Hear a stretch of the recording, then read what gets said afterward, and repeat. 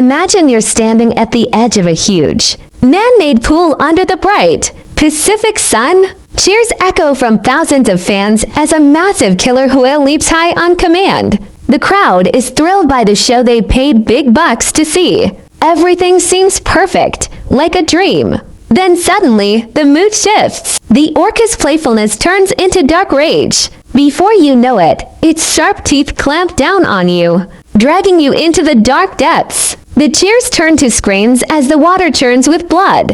This is the real nightmare of trainer Sophia Ramirez, torn apart by Tilikum, the infamous sea monster. Today, we're uncovering her final bloody moments. Tilikum wasn't an ordinary orca. Born in the wild North Atlantic around 1980, who's part of a free family pod, roaming cold ocean currents and hunting in deep shadows. But fate changed everything. In 1984, at just 3 years old, Tilikum was captured from his family by ruthless hunters. Picture it. His mother's desperate cries echoing across the sea, huge nets tightening around his young body, yanking him from the free world he knew. From a wild predator swimming hundreds of miles a day, Tilikum became a prisoner in a damp, concrete maze at Pacific Marine Park in British Columbia. Tiny pools, loud crowds, and fake food. It all turned this smart animal into a ticking time bomb.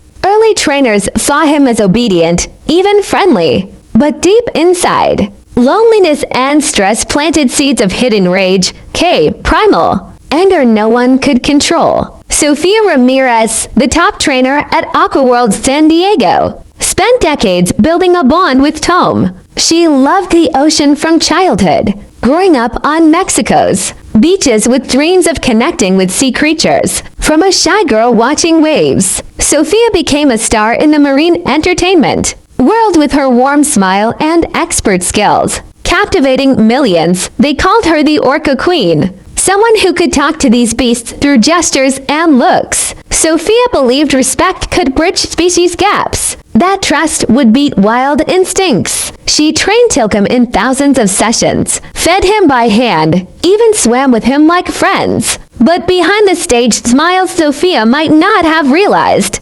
Tilikum, a 6-ton beast with teeth that could crush steel, was holding back a storm. Colleagues recall her saying, "Til isn't a killer. He just needs love." But is love enough to hold back a hunter's nature? We're about to find out, and it'll chill you. The show on March 15th, 2012 at Aquaworld San Diego started like any other. A sunny afternoon with packed crowds. Kids holding ice cream, parents snapping photos. Sophia stepped out in her tight-weight suit, smiling under the flashes. The highlight interaction with Tilikum began. She fed him fresh fish, guided amazing flips. Fans cheered as the orca soared into the air, spraying water like a giant fountain, and hugged the trainer with his huge pectoral fins. Everything went smoothly, music blasting, kids laughing. But in a fateful split second, just one slip, Tilikum suddenly grabbed Sophia's arm and yanked her into the pool. Witnesses recall with shaky voices,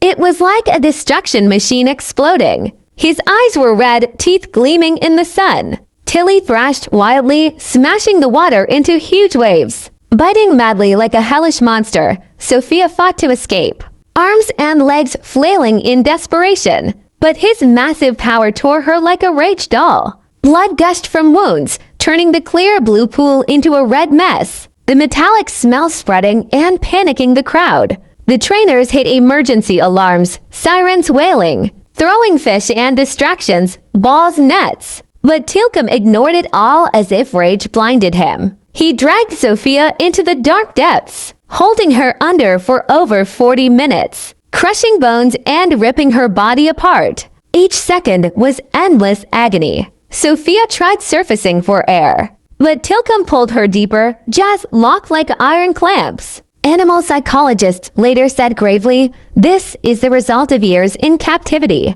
Orcas like Tilikum aren't toys. They're top predators, and stress turns them into bombs. Imagine the audience's horror. Kids screaming, parents covering eyes, shouts blending into a hellish symphony. You dare picture yourself there? The story's just heating up. Rescue efforts turned into earthly hell. A life is death battle where humans were powerless against raw power. Staff used huge barrier nets and blaring sirens echoing through the park. But Tilikum kept attacking, even biting off Sophia's leg and his frenzy. The team wouldn't jump in, fearing they'd be next. Who dares face a raging six-ton beast? They stood at the edge, helpless as the water boiled with blood splattering everywhere. Each minute was a terrifying eternity. Sophia might have tried one last signal for help, but her cries were drowned by Tilikum growls. Finally, after nearly an hour of chaos, when the orca tired and let go,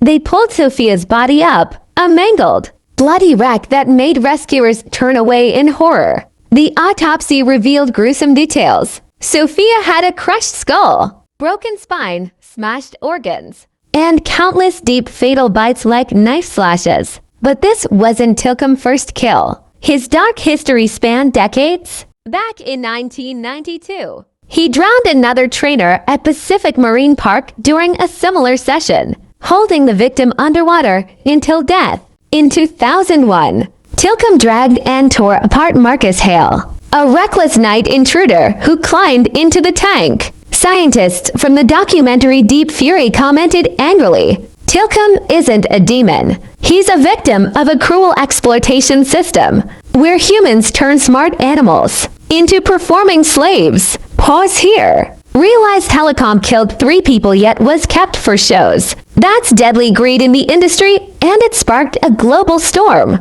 Don't miss the next part. The fallout will shock you. The massacre shook the world, turning Aquaworld from entertainment paradise to hell symbol. At first, the park tried covering it up, blaming Sophia for a technical error, a cheap excuse that enraged the public. But the 2014 documentary, Deep Fury, exposed the dark truth. Witness interviews, hidden footage, and deep analysis of captivity stress. The film became a blockbuster, drawing millions of views, leading to floods of lawsuits from victims, families, and animal rights groups. The public exploded in anger. Protests at Aquaworld gates with signs like "Free the Orcas" and "Stop the Tortured Social." Media buzzing with "Free the Orcas," tanking the company's stock.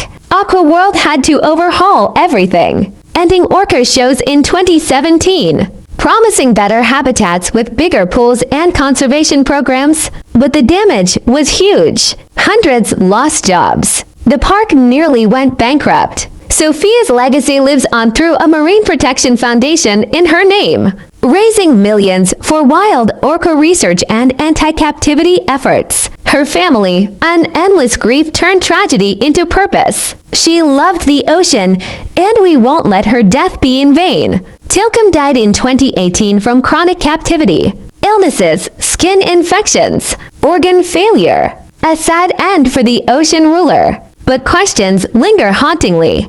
Do humans have the right to turn intelligent beings like orcas with complex brains, their own languages and deep emotions into cheap entertainment? Tilikum tragedy is a bloody curse, reminding us nature can't be controlled and greed's price can be innocent lives. Think about it. Next time you watch an animal show, do you consider the blood behind the smiles? Thanks for sticking through this horrifying tale. A journey from hope to hell. If you're chilled and want more, like, subscribe, and comment below. Do you think Tilly was a victim or a monster? We'll meet again in the next video with even darker ocean mysteries. Thanks for watching.